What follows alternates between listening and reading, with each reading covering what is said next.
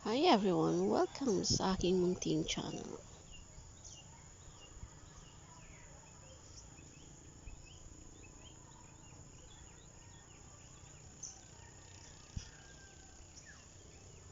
Ngayong araw po ay magluluto ako ng daing na ako mismo yung gumawa.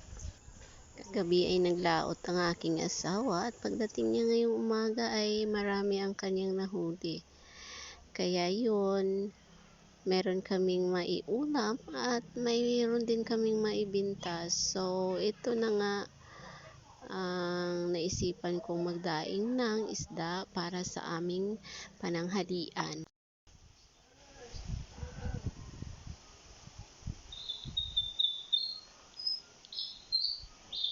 Si Miming meron ding ulam.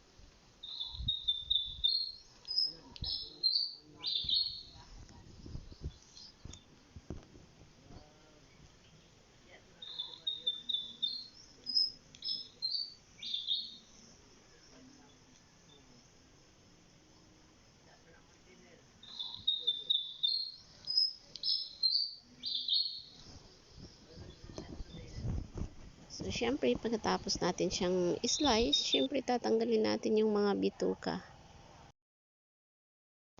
Isa-isa po nating tatanggalan yan, guys. Tapos, ayan, tingnan nyo, ang galing-galing ko, diba?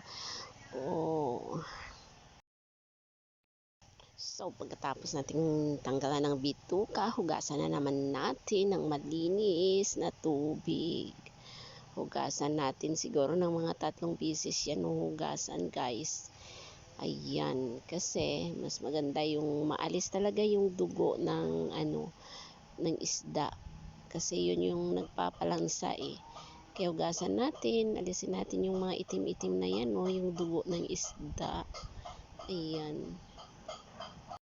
Paborito kasi ito ng anak ko, yung marinated na isda. Ayaw niya yung plain na pinirito lang siya. Gusto niya yung may lasa talaga, mahilig siya dyan.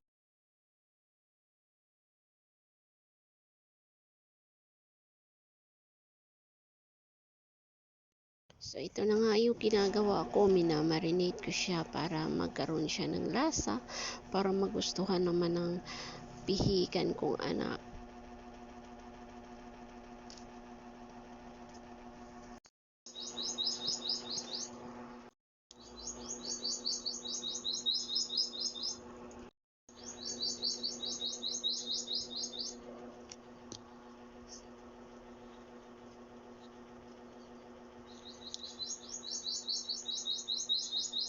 So, spread lang natin mabuti para pantay ang lasa ng isda.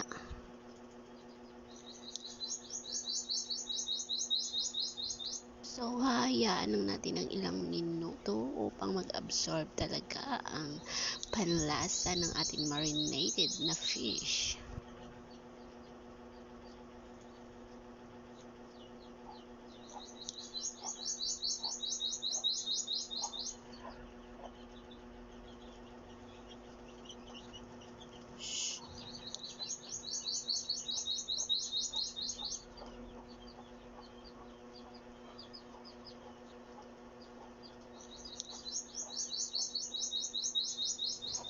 Pwede nang iprituhin. Iprituhin ko na to.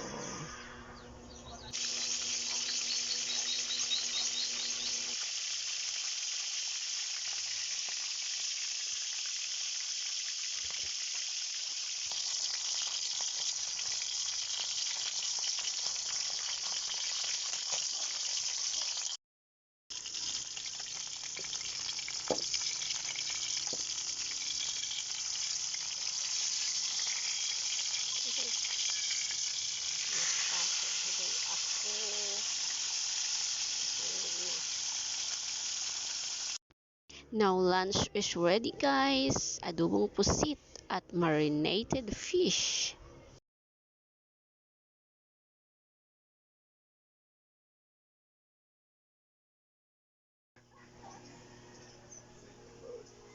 So thank you. Thank you for watching guys.